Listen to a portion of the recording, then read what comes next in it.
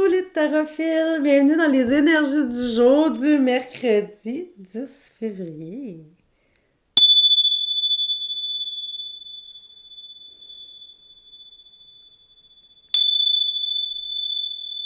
J'ai aucune idée comment ça va sonner dans le micro. J'espère juste que pour vous aussi, ça fait un petit son cristallin. Je vous ai dit, bon, c'est quoi, là, Annie, elle veut vraiment nous réveiller. Wake up, gang, hey, folks! Réveillez-vous, c'est mercredi! Donc, pour aujourd'hui, pour les énergies du jour, en passant, ça, c'est des petites things ça qu'on appelle. Moi, j'aime beaucoup leur son parce que c'est cristallin, on dirait que ça clean. Tu sais, des fois avant des concerts de bol tibétain, mais pas des fois, tout le temps, je les utilisais comme pour pouf, tu sais, on purifie l'espace, puis après, go, on y va. Alors, j'aime beaucoup leur énergie aux petites things ça. Pour aujourd'hui, pour le nombril de la semaine, j'ai utilisé l'oracle du phénix. Et oui, on est en feu, Mais souvent, le mois de février, c'est un petit peu plus long, hein, parce qu'on est tanné un peu, puis là, on a besoin d'énergie, puis là, je me suis dit une petite énergie de feu d'été, mais au mois de février, pourquoi pas? Alors, j'ai choisi ce jeu-là de Damien Jacquemet. Jacquemet. Je l'ai jamais entendu prononcer, mais j'imagine que c'est comme ça. 1, 2, 3. 3, 2, 1. Quelle carte on commence aujourd'hui? Je vais commencer avec la 2. Tiens. La 2. Servez-vous de votre feu intérieur. Je m'en parlais de feu. Vous êtes en feu, les numéros 2. Le feu intérieur. Que veut dire votre carte? Servez-vous de votre feu intérieur. Il y a un petit livret là, qui vient avec ce livre-là. Puis moi, j'aime ça. Je vais juste vous démontrer. C'est seulement ça le message. C'est écrit quand même assez gros. Il y a juste une petite page. C'est le genre de jeu... tu sais, sur le pouce, là, tu sais, tu prends une petite carte, puis tu veux savoir un petit peu, là, qu'est-ce qui va se passer dans ta journée, mais tu veux pas te casser le basic. Non, mais tu sais, on n'a pas toujours le temps, là, pour des tirages à pu finir, ou d'avoir même des cartes, là, qui a une définition de 3 pages, puis là, on embarque là-dedans, puis on a quasiment l'impression d'être en psychothérapie. Avec l'oracle du phénix, c'est pas ça du tout. Puis c'est correct, tu sais, il y a des jeux des fois qu'on va aller plus profondément, il y en a d'autres que non. Puis vous savez, ben justement, ça me donne envie de parler de ça juste une petite minute avant de vous donner la définition de votre carte, les choix numéro 2. Moi, j'utilise les jeux, puis je lis le livre pour vous. Tu sais, je vous lis la définition, puis souvent, je mets mon petit grain de sel, évidemment. Mais je vous dirais que dans ma pratique personnelle, je fais pas ça.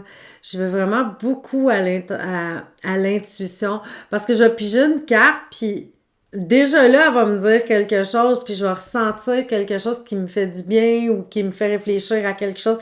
Il y a comme des images qui vont venir à l'esprit, qui vont avoir une corrélation avec mon vécu actuel. Puis là, je vais comprendre quelque chose, puis des fois, je vais aller lire dans le livre, puis c'est pas ça pas en tout. Tu sais, je me dis, c'est pas ça. Tu sais, notre propre définition est souvent meilleure que celle qu'il va y avoir dans le petit livre qui est comme très, très, très générale. Là, évidemment, je vous fais justement un tirage général pour vous tous. Alors, c'est normal que j'aille lire la définition. Mais je voulais juste, tu sais, faire une petite aparté comme ça, là, tu sais, de vous dire que si... tu sais, chez vous, sentez-vous pas mal, là, tu sais, si vous avez un jeu puis que la définition marche pas, mais que quand vous avez pigé la carte, vous aviez un bon ressenti, fiez-vous à votre feeling. C'est ça qui trompe pas. Donc, servez-vous de votre feeling et de votre feu intérieur. C'est ce qu'on dit ici. Servez-vous de votre feu intérieur. Donc, à chaque épreuve ou déception, votre morale ou votre corps physique est ébranlé. Servez-vous de votre feu intérieur afin de rééquilibrer tout votre corps. Fermez les yeux et ouvrez-vous à la présence du phénix. Demandez-lui de vous aider à visualiser votre feu intérieur en commençant par votre ventre et laissez-le grandir jusqu'à le sentir dans tout votre corps. Puis ressentez toute l'énergie reprendre place en vous. Ainsi, vous retrouverez votre énergie créatrice dans votre vie à l'instant présent. Écoutez, c'est sûr qu'ici, on demande de demander l'aide de la présence du phénix. C'est le jeu du phénix. Mais moi, je vous dirais déjà là, si vous invoquez vos propres forces à la transformation quand vous sentez que vous êtes ébranlé, comme on dit au début, là, que le corps physique ou moral en a pris un coup, de demander de l'aide à vos forces intérieures, là, à vos guides spirituels, mais tout ce qui évoque justement la transformation, le changement, parce que le phénix, il a la force de renaître de ses cendres. Alors, c'est ça qu'on recherche comme énergie. Donc, peut-être même méditer sur le phénix, ça peut vous aider. Bon, on va y aller avec le choix numéro 1 maintenant. Vos interrogations sont fondées. Alors, si vous posez des questions, ben, c'était pas pour rien. Vos interrogations sont fondées. On va aller voir la signification de la carte. Moi, je dis ça, mais c'est peut-être pas ça qui est écrit, vous comprenez. Regardez, justement, pour faire un parallèle avec ce que je viens de dire. Mettons que je me serais posé une question, je me serais dit, est-ce que je m'inscris dans ce cours-là? Est-ce que ça va être favorable pour moi? Puis, tu sais, j'ai le feeling que ça va être bon, mais je suis pas sûre. Mettons. Puis là, j'aurais pigé cette carte-là, je me serais dit, bon, mes interrogations sont fondées, mais tu sais, c'est comme correct. Mais je l'aurais pris dans un sens positif. Tu sais, je me serais dit, bon, ben, c'est ça, je me pose des questions. C'est normal que je me pose des questions, mais en quelque part, ça doit être positif pour moi. Tu sais, je l'aurais interprété comme ça. Donc, puis là, ça se peut qu'on aille dans le livre puis que ça ne dise pas ça du tout. Vous comprenez ce que je veux dire? On va aller voir. Prenez le temps de regarder chaque option. Prenez bien votre temps. Une réflexion est nécessaire à votre demande. Posez vos questions au phénix et écoutez ses réponses. Par votre ressenti physique, écoutez et sentez votre corps. Le phénix vous répond actuellement afin de ne pas vous perdre dans un tourbillon de pensées inutiles. J'aime ça quand ils disent écoutez vos ressentis physiques. Le corps ne ment pas. Le corps ne ment pas. OK, une troisième fois. Le corps ne ment pas. C'est fou, mais c'est bon de se le répéter, là. Si vous pensez à une situation, vous vous sentez mal, vous avez mal au ventre, vous êtes à l'envers, c'est clair que c'est pas bon pour vous.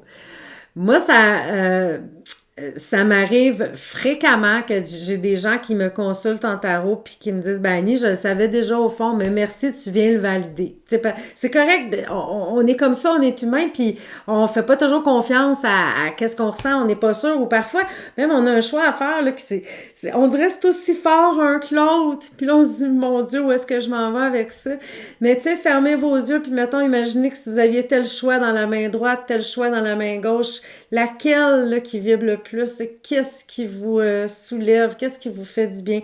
Mais même des ressentis avec une personne, on rencontre quelqu'un puis on a un mauvais feeling, même s'il y a 30 personnes qui vous disent « Ben oui, mais il est super correct ce gars-là », mais que toi, tu le sens pas, ben écoute-toi donc. Le corps ne ment pas. C'est pas écrit dans le livre, mais c'est Annie qui le dit. C'est pas moi qui le dis, quand même, dans le sens que on l'entend souvent, mais c'est vraiment, c'est vrai, c'est la réalité. Alors, fiez-vous à vos ressentis. Maintenant, le choix numéro 3. Qu'est-ce qui vous arrive, vous, aujourd'hui? Une fin de cycle approche. Et belle illustration, hein? Ben, on sent quand même une petite tristesse, là. Tu sais, le phénix, s'il s'en va ailleurs, ben, c'est correct aussi, hein? C'est ça la vie, les transformations, des changements. Donc, une fin de cycle approche. Comme vous le ressentez, une fin de cycle approche. N'ayez pas peur, il n'y a pas de négatif dans cette fin. La vie est continuellement... Pardon! La vie est continuellement faite de choses qui s'achèvent. Il en faut obligatoirement pour que d'autres arrivent dans votre vie. Du nouveau s'offre à vous, acceptez-le et le phénix pourra vous guider à l'arrivée de cela. Ça, c'est vrai, hein? Quand il y a quelque chose qui finit, il y a d'autres choses qui commencent, ou on perd quelque chose, on retrouve autre chose parce que l'univers aime pas le vide non plus. Donc, ça se peut que vous sentiez qu'il y a une fin, qu'il y a quelque chose qui tire à sa fin. Inquiétez-vous pas, on s'en va vers autre chose, ça va se remettre encore peut-être même mieux pour vous. Alors, c'était vos petits messages du nombril de la semaine avec le phénix qui est en feu, qui renaît de ses cendres. J'aime beaucoup la symbolique du phénix. Alors, je vous embrasse, je vous souhaite un bon nombril de la semaine. À demain!